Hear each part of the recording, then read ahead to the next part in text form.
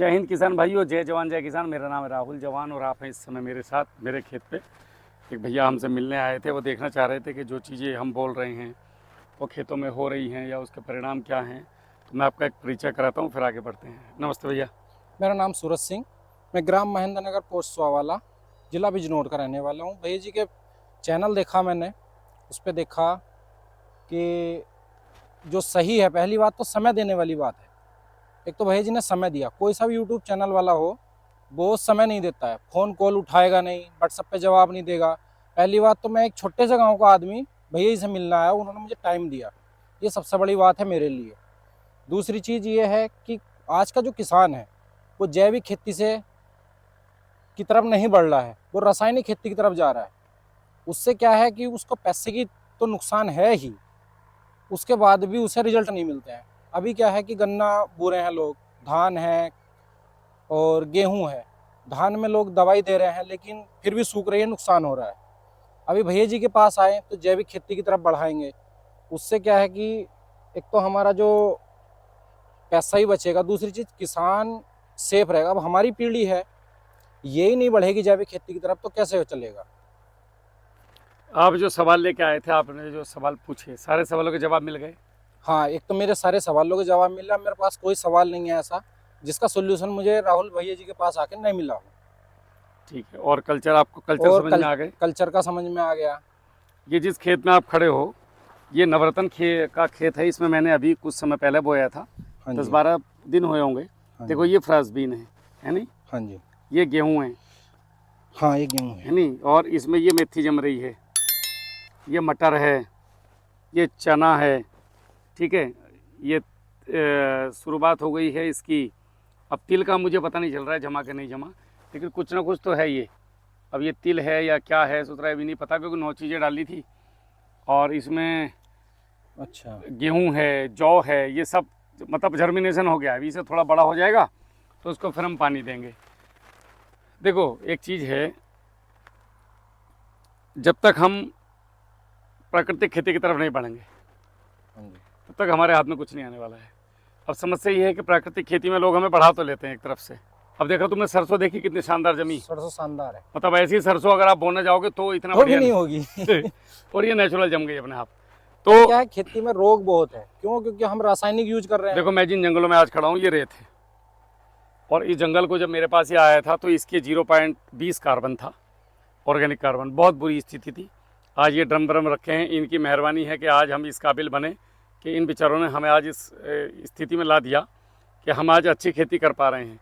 और ये जो आपके सामने पूरे खेत हैं, ये पूरे आप चलने के बाद कुछ महसूस हो रहा होगा इनके ऊपर। उस खेत में गए थे हम, पट वाले में, पट वाले में गद्दा सा महसूस हो रहा है, गद्दा सा जमीन महसूस का। हो रहा था। जो अभी क्या है जी। कि किसी जमीन पे जाओ ना तो ऐसा लगता है ठुकी हुई। हम्म। अब इनमें ऐसा चलने से महसूस हो रहा है कि हाँ, मतलब ठुकी हुई नहीं है, कि माइनर आई जाओ और मतलब। एक्चुअली क्या है, ये धीरे धीरे जैसे जैसे हम काम करेंगे ना, हाँ जी। तो ये सारी चीज़ें हमारी इसमें आती चली जाएंगी। आज किसान को चाहिए कि खेतों में बायोमास बढ़ाए। बायोमास के बिना अंदर कोई भी जीव रुकेगा नहीं, कोई जीवाणु रुकेगा नहीं। बायोमास नहीं होगा तो कुछ भी नहीं है खेती में। आग लगानी बंद करो, पत्तियां जलानी बंद करो, खेतों में अपने खूब ये चीज़ें डालो, जितना गोबर की खाद है वो डालो। नहीं तो हम नवरत्न बो के अगर जुताई करते रहो ना, तो ईमानदारी के साथ इसमें आपको किसी चीज़ की ज़रूरत नहीं पड़ेगी। गोबर भी नहीं है तो भी चलेगा। अब जैसे मैंने बताया था, ये देखो, अगर हम नेचर के साथ चलते हैं तो नेचर हमें सपोर्ट करती है नहीं? हाँ, ये तो है। ये अपना आलू है, बढ़िया चल रहा है। ये सही चल रहा इसमें हमसे गलती हुई थी, वो गलती साक्षात दिखाई दे रही है। इस तरफ का गेहूँ ये हल्का है है। ये सही है। का, और ये बढ़िया खड़ा है। ये बढ़िया खड़ा है। एक ही खेत है, एक ही। लेकिन दोनों में कितना अंतर है देखो। इस वाले में ये पूरा भरा हुआ है हाँ। और ये आपको खाली खाली मिलेगा। थोड़ा खाली कारण मैंने आपको बताया था कि हमने इसमें गन्ना बोने ये सॉरी मशीन गेहूँ बोने के बाद इसमें ऑटोमेटिक नेचुरली पानी टूट गया गलती से। अच्छा। तो ये थोड़े थोड़े भर गए नीचे तक, यहाँ तक, थोड़ा बनना। यहाँ तक भर गया। ठीक है। और उसमें जो है, इसमें हमने पानी लेट दिया, 20-25 दिन के बाद दिया। तब तक तो हमें आलू में ये सीखा कि पानी जरूरी देना है थोड़ा सा। अच्छा, एक चीज़ और दिखाता हूँ आपको, इधर आओ। ये देखो भाई, टूट भाई टूट आ रही है नहीं? और आलू कहाँ है? ऊपर है बहुत। आलू मेड़ पे है, ठीक है। इसे पकड़ेंगे 1 मिनट के लिए। माइक्रोराइजा का कमाल। अब इधर दिखाओ, यहाँ पे जड़े हैं, यहाँ पे आलू लगाया था हमने। हाँ जी। और यहाँ देखो 1 ब्लेन नीचे 9 इंच का तो ये मेरा है, ठीक है। और 1 इंच आगे को है, लगभग 10 इंच। तो यहाँ तक वाइट रूट है। हाँ वाइट रूट है, बहुत अच्छे से दिख रही है। तो पानी कहाँ तक देना है? केवल वाइट रूट। यहाँ दिखाओ, मेरी उंगली पे दिखाओ, पानी यहाँ तक देना है। हम क्या करते हैं, ऊपर तक लबालब पानी भर के रखते हैं। ये चीज़ें गड़बड़ हैं। और ये वाइट रूट आप देखोगे ना, इधर देखो, इधर कोई चला था, ये देखो वाइट रूट फिर आ गई। आई आ गई। तो ये तब मिलेगा आपको ये सब चीज़ें जो आप ढूंढ रहे हो, जब आप प्रकृति की तरफ चलोगे। ये देखो है, माइक्रोराइजा का है, देखो पौधा कहाँ पे है? ऊपर है। पौधा ये है ऊपर, यहाँ पौधा है। और इसको अगर मैं नापूं तो 10 इंच ये यहाँ हो गया, और कम से कम ये यहाँ, मतलब 18 इंच में 4 इंच, 14 इंच तक जड़ें इसकी घूम रही हैं वाइट रूट आलू में। तो ये तब हो पाएगा जब हम नेचर के करीब आएंगे। हमने इसमें क्या क्या चलाया, कुछ खास नहीं कर पाए हम बहुत ज़्यादा, क्योंकि ये मेरा जो पूरा 5 एकड़ का यहाँ प्लॉट है ना, ये प्रैक्टिकली है। इसमें टोटल प्रैक्टिकल खेती करवाई जाती है। और हमारी जान तो इन्होंने खा रखी। देखो ये भाई साहब रात को आते हैं सुअर महाराज, सारे आलू इन्होंने छिद्दे छिद्दे कर दिए साहब।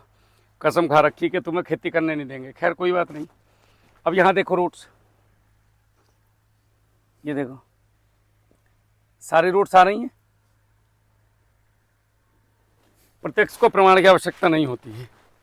आप किसान कार्यशाला के साथ जुड़िए, मैं तो यही कहूँगा सभी किसान भाइयों से। ये देखो इनका भी करेंगे खैर इलाज। दादा खेती मुश्किल भी नहीं है और आसान भी नहीं है। आपने अगर अपने खेतों में बायोमास का प्रयोग नहीं किया, बायोमास के साथ साथ आपने अगर इन सारे कल्चर्स का प्रयोग, चाहे pseudomonas, trichoderma, beauveria bassiana, metarhizium anisopliae, paecilomyces, NPK, nitrogen solubilizing, phosphorus soluble, इन सब का जो हम भूपरायरी भूमित्र में दे रहे हैं, इनके साथ साथ अगर आपने ये अमृत है,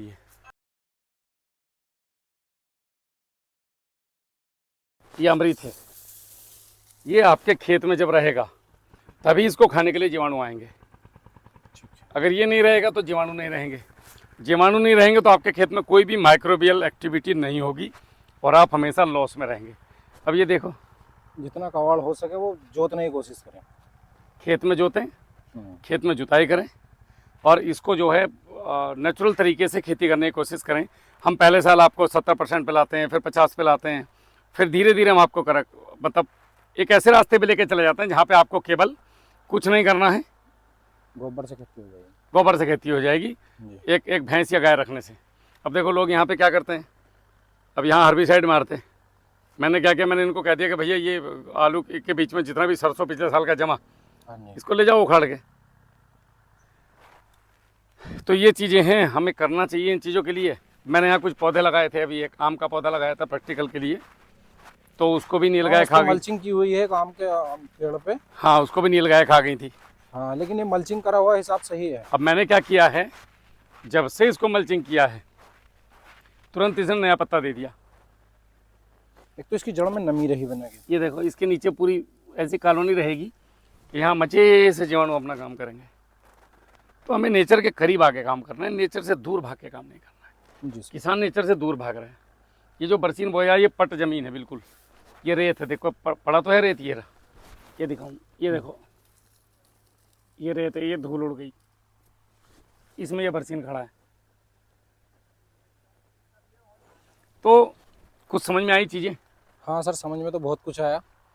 आप जैसे युवा की समझ में आ गया तो सबकी समझ में आ जाएगा। अगर आप लोगों की पीढ़ी इस समय पे इस तरफ नहीं मुड़ी तो भाई देश में खाने के लालच तो पड़ेंगे। ये सारी चीज़ें फिर एक्सपोर्ट होके आएंगी और हमें जहर खिलाएगी दुनिया। जहर खिलाई रही है। आज के टाइम में क्या है कि रासायनिक खेती की तरफ बढ़ रहे हैं, घरों में बीमारी आ रही है। अगर भारत माता की सही से चिंता करते हो ना, वंदे मातरम और जय हिंद बोलते हो, तो इस मिट्टी को बचाओ भाई।